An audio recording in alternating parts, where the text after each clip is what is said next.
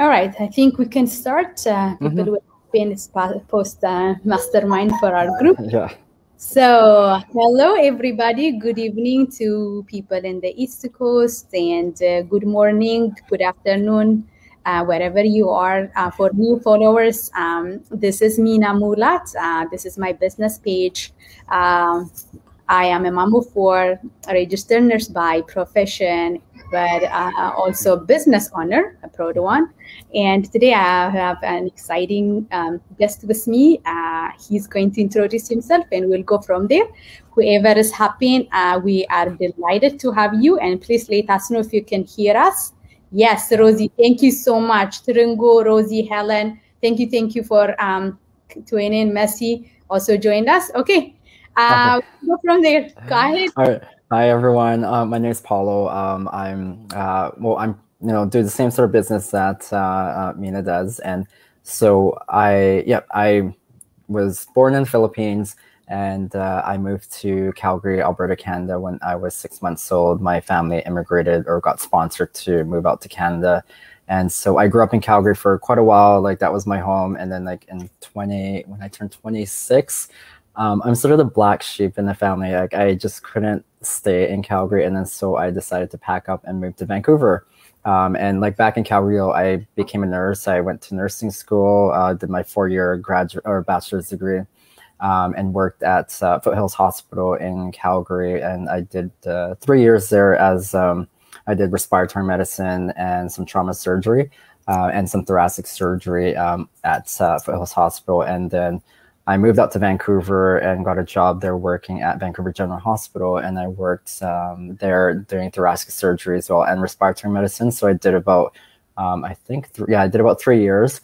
And then I went to Europe on a vacation, and then I decided, you know what, I want to move to England and just try it out there. So I moved out there, did the whole working visa. It took about a year, and then I finally moved out there in early, I think it was 2007. And I worked there at a private hospital, American private hospital. I worked in GI surgery. So that was not the funnest unit I worked on, because going from high acuity nursing back down to only allowed to only give out meds and do vital signs. That's all I could do. And like in high acuity, meaning like I was like working with chest tubes, central lines, art lines, like PICC lines, like people who had like lung transplants, like the big surgeries, and then down to just vital signs and giving out meds. That's all I could do. I couldn't even put an IV in. And so I asked myself, do I want to do this job for another 5 years to get sponsored from this company to stay in England? And I told myself no, because I would get so bored. And luckily enough, I had some connections and contacts in Calgary. And actually, I knew a medical oncologist. I saw him passing, when he'd be dealing with my patients. And he offered me a job. He offered me a job interview first to work in oncology clinical trials for the gastrointestinal group in Tom Baker Cancer Center. And so I remember doing a phone interview, and we're 8 hours ahead. And so my Friday night was already starting with my flatmates. We were having drinks, and then I had a job interview. And I thought it was only one person that was going to interview me, but it was 2 people that was interviewing me. And I didn't really think it was an interview, and I wasn't really prepared, but the interview went really well. And then they offered me the job the next week they offered me the position. And so I flew back to Calgary afterwards, and I worked as an oncology clinical trials nurse for the gastrointestinal group for 3 years. And then from there, I moved back to Vancouver, and then I worked at BC Cancer and the Vancouver location doing oncology clinical trials. So I did gastrointestinal, gynecology, sarcoma, pain and symptom, rare tumors, and CNS, or central nervous system, so brain cancers. And so I did that for about 6 years. I got burnt out to the max. If any of you have ever experienced burnout or are there, it was the most terrible experience. Like I was hating going to work. When patients called, I didn't want to hear about their issues. Like I just was like, oh, not again. And I'm not like that kind of person. I'm good at what I do. I care about my patients, but I knew that wasn't that I was reaching burnout, and at that point, so I quit. And I ended up working for a pharmaceutical company doing real-time auditing. So I was auditing the clinical trials that I was working on at BC Cancer Vancouver. I was auditing it on the other end and just auditing the data to make sure things were entered correctly. And so I did that for a couple of years. I worked for corporate. It was nice because I got to work from home. However, I was doing 10, 16-hour days. Like I was traveling between Alberta and BC. I traveled probably between 6 to 8 times a month. And so, although you're at your site, you're there for almost 8 hours. You come home, I'd have to type up a report and then send out a follow-up letter to the physicians. And so that's why my days were so long. And it took away from my personal time. Like I'm a very social person, but it was to the point I wasn't going out on the weekends anymore or the weeknights. And I was just working. And my eyes got strained and I couldn't do it. And then I ended up leaving after 2 years. I waited for 2 years because for any CV or resume, they always want at least 2 years experience in something that you do in order to be somewhat valid. So that's why I pushed myself to wait till 2 year mark. And then I went back to nursing after that and went back to my old stomping grounds at BC Cancer, but I worked casual. But then I took a mat leave, which is nice because it's going to end.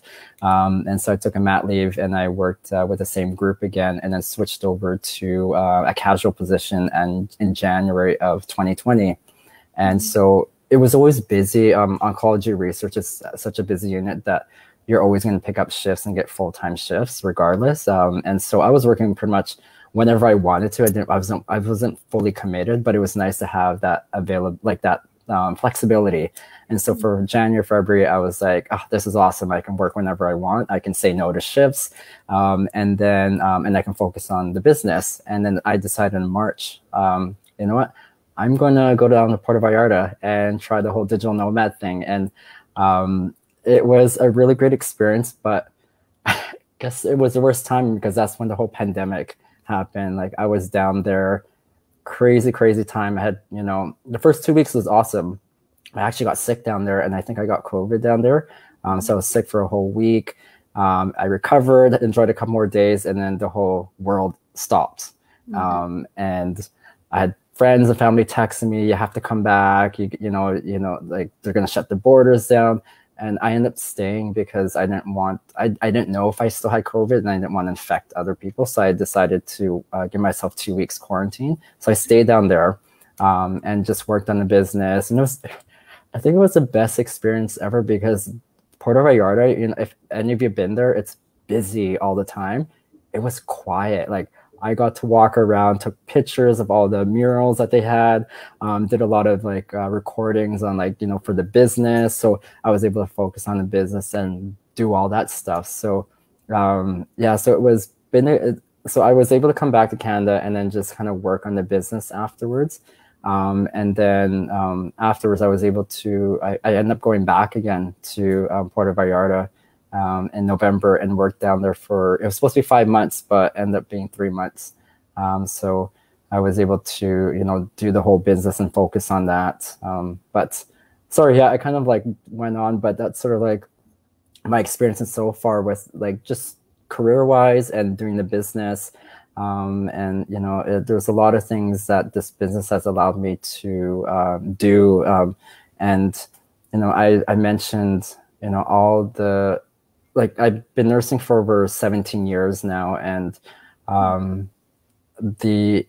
when I look back at how much work and I know if you guys are in healthcare, the shift work is tiring, 8-12 hour shifts, not being able to, spend it, see your kids, birthdays because you got to work a shift, or having that stress because, you put in your vacation request, but then because you're not senior enough, you don't get those vacation requests and you get your second or third option. And, this business has allowed me to not have to worry about that anymore. And it's been, I told myself that if I didn't have taken this risk, I wouldn't have been able to, go down to Puerto Vallarta in March, go down for 3 more months in November. And then I even took off in August to Toronto, Ottawa, and Montreal for 3 weeks. Saw my family in Calgary before that, took my mom to Las Vegas for a Christmas present, took my best friend to Palm Spring for her birthday present. If I was working full time, I wouldn't have been able to do that. And I don't regret taking this risk, stepping outside the box, and realizing that I don't have to work for anyone else to be able to get that financial and time security.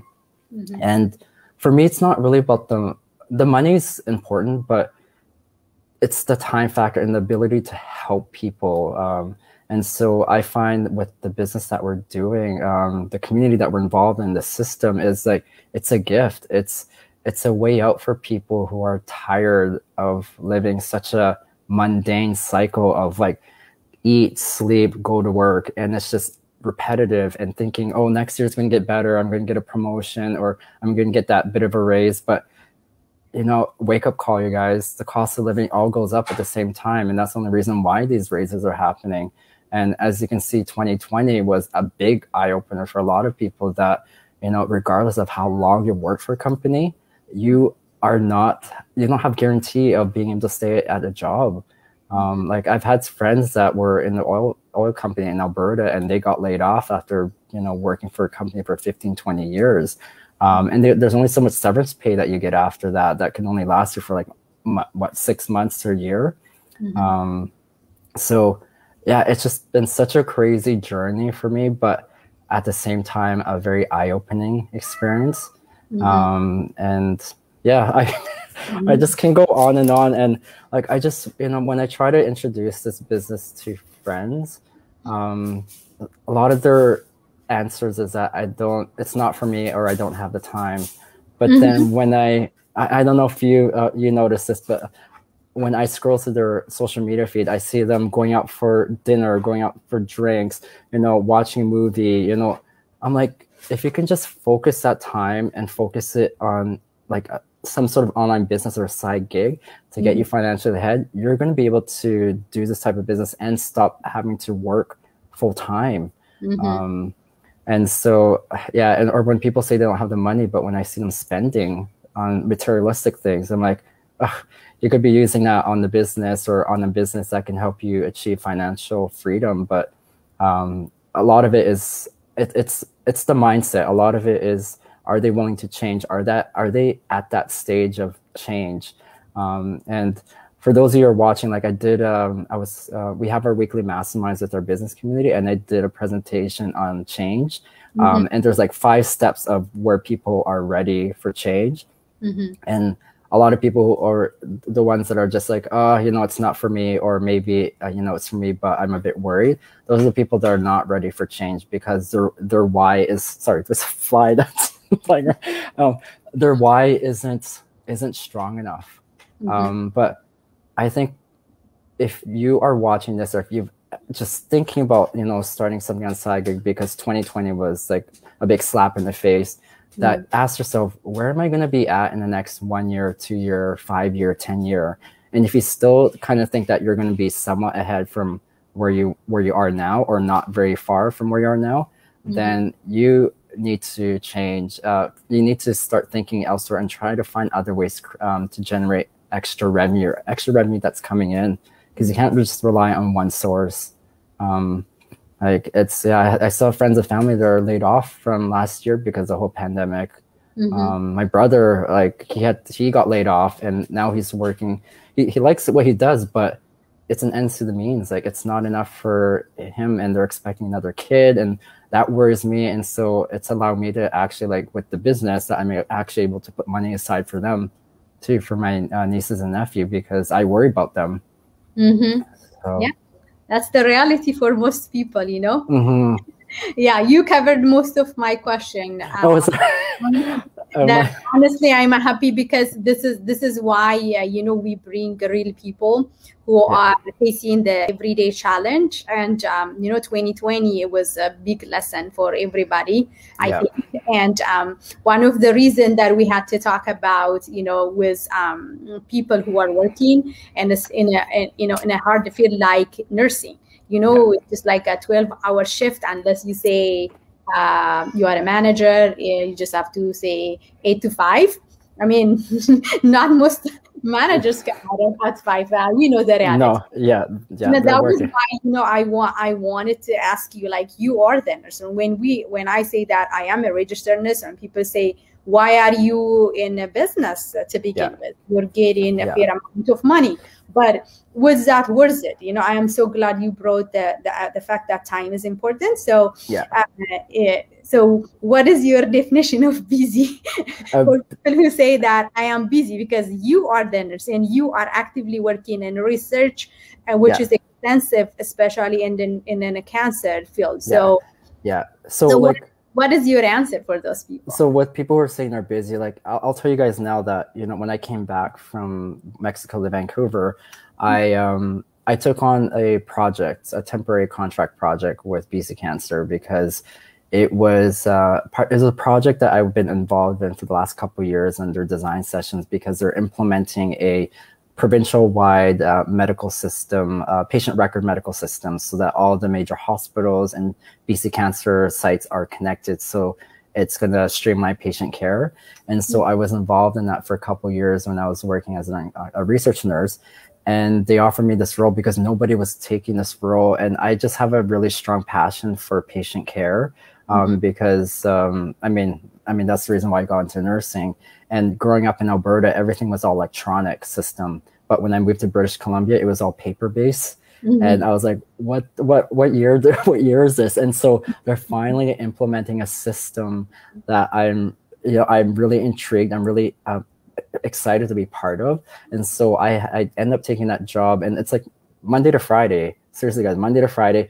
And it's Zoom meetings and Skype meetings back to back, like nonstop. Like I barely even have time to have lunch, but I still make the business work, because you know why? I treat the business like a business, and I get up an hour early to work on the business in the morning.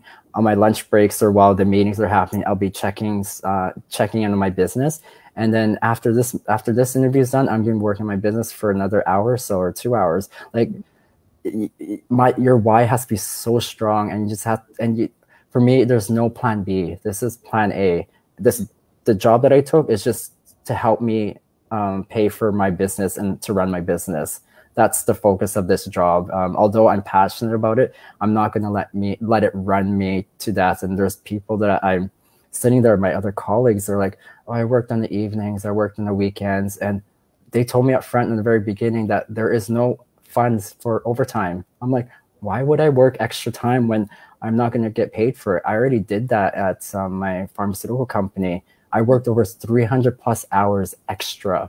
And they said, you can take the time off when you get a chance, but when you're busy, when do you have time off? And so I learned the hard way when I worked for the pharma company. And so I'm not doing it again with this new job. I'm doing what I just need to do in the 8 hours. And then that way I can focus on my business, because my business is more important than this job.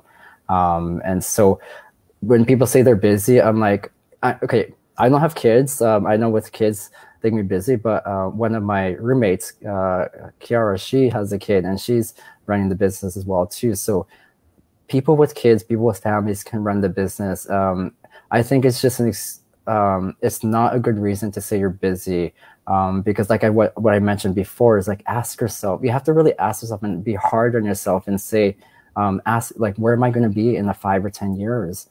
And look at your finances too, and look at your quality of life and see, is it a good balance? Like, are you, I read an article last week saying that, I mean, we all can concur to this, that we work all of our waking lives, we're working. That's like, that's a given. And so this business has allowed us who are doing the business to only work 1 to 3 hours a day once the business is up and running and the maintenance part. And so it's hard to, when you're doing a business and then you're like, you put in an hour, 2 hours, and you're like, okay, I'm done for the day. It's such a hard thing to get comfortable, get used to, because, as a nurse, you're always on the go, and like, you don't even take bathroom breaks or lunch breaks. You're always on the go. And so when you actually get to sit and relax and like, okay, I've done everything for my business. I can do all the other things that I've been, that's been on my list of things to do, but I just never get a chance to. So the busy part is like, if you want it desperately, if you want it that bad, you will make time for it. And I suggest putting it in your calendar, your Google Calendar, your iPhone calendar, if you want to make time, because that's what I do. And like even on the side, like I go to kickboxing, I go to the gym, I'm learning Spanish at the same time, and I've got other people within my for the business. Like I mentor and coach other colleagues as well, and so I'm busy, but I make priority. And even if it's 10, 15 minutes, 30 minutes, it's still putting time into something. And so I find this, I mean, this business is long-term. It's not a short-term sort of thing. If you're in it to try to think that you can make money in the next 1 or 2 months, this isn't for you.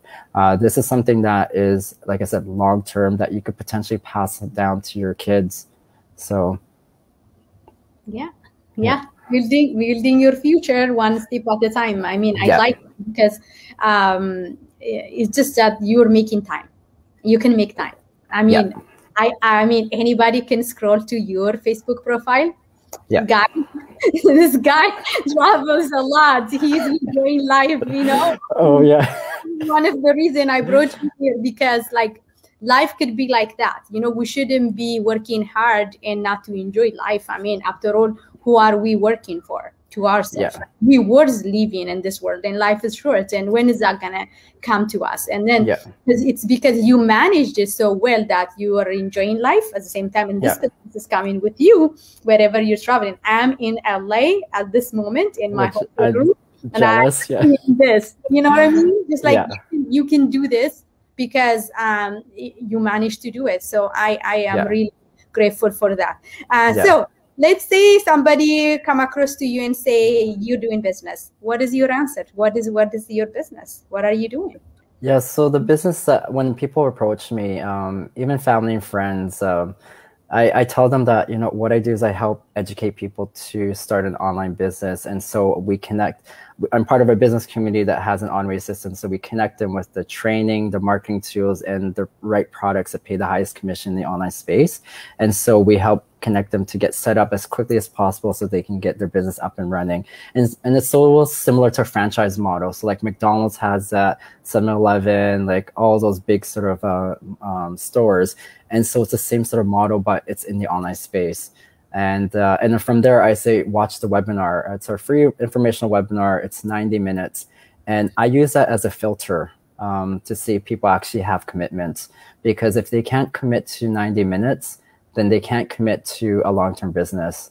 And I have friends that are like, just tell me what it is. What is it that you do? I'm like, no, if you don't have 90 minutes, you will not be able to allocate your time wisely into this business because you're looking for a quick, rich sort of thing. And so I tell them, no, I'm really hard on my family and friends. And I do the same thing with people that I've never met before as well. And I say, you need to watch the webinar because it's a baseline to create questions. So it's like, it's sort of like nursing. Like when I went to nursing school, you know how they have the orientation? Like if they didn't have the orientation, your mind's going to be like, oh, what do we do here? Like what's first year and so on. That orientation is sort of similar as in our informational webinar. So it's key that for me, myself, that's how I direct people to watch informational webinar. And from there, if I say, if this is something for you, if this is what you're looking for, if this is what your gut is telling you to try it, then reach out to me afterwards with more questions and I can answer those questions. But as I mentioned before, this isn't for everybody. And so, but also do your due diligence too. If you're looking in online space, there's a lot of things that aren't credible out there. And so always ask your questions, always try to connect with somebody. The good thing is with this business, and it started in Vancouver by two guys. I actually know one of the guys, and they're genuine people. And it's, you know, when it first started, I started 4 years ago. There was only about 300-ish people that started. And then fast forward to now, there's over almost 22,000 people globally doing this business that are connected to the system. So it shows you that the growth is substantial and that it's a legitimate business. I mean, we get tax slips from the government. So that just proves, that just shows people that are watching this that this is a legitimate business, because if it wasn't, the government wouldn't be involved. And so, yeah, so so that's what I tell people. But like I said, it's up to them if they're ready for change. That's the thing. You can say all you want, but if they're not willing to, then you can't. And I'm not a babysitter. I don't want to micromanage people. They're all adults. They can make their own decisions. I can just present them with information, as I do when I'm a research nurse. I present to my patients all the possibilities of the side effects of the study drug, the regimen, the logistics, the schedule, and then they have to make an informed decision. And this is what I do. And I'm glad I've had that experience as a research nurse, because it's helped me become a better coach. It's helped me become a better mentor. And it's helped me become a better sort of, not spokesperson, but just to educate people, to say that this is sort of what you need to follow in order to figure out if this is the right thing for you. Yeah, that's very important, because I mean, I was watching this go live today. Like something stuck to me. This one of our business partners who's 21. Okay. Could you imagine if we started at 21? Oh my goodness. That's what I said. And guess what? With a lot of wisdom to him. I'm seriously. This is what he said. You can take a horse to the water, but you cannot make him drink the water. You know what I mean? Like, if someone is not ready for change, that's it. And they can have their time. We're presenting information to people, just check it out and then make a decision. That decision should be an informed one, because you're going to have time to explore more. And then when you do it by yourself, I mean, it is good as well, because nobody's pushing you. In this business, we don't push people. People make it. That's why we don't go to people. People come to us. So I am so happy. And that's the beauty of this business model. Because then you don't go door to door. You don't knock to somebody's house, and you don't give phone call. You don't steal anything. So that's one of the reasons that makes me join with 4 kids. So you as a busy nurse. So thank you so much for sharing. That's a message for whoever is watching this. And I'm going to have 3 questions for you. Okay. Personal question. So I know your lifestyle. So give me this: the beaches or the jungle? Oh God, this is a hard one. I would say the beaches. Although I'm not the best. People are like, "You're from the Philippines. You're surrounded by water. You should know how to swim." I'm like, I grew up in Calgary. I went to swimming swimming lessons in grade 5, and that was it. But the beaches is like what draws me to like tropical destinations. And so I choose beaches. Okay, text or call? Okay, so. Because we've been online all the time with the business, I actually prefer calling now with people. I miss that connection with, and you can get so much done in a phone call than in text.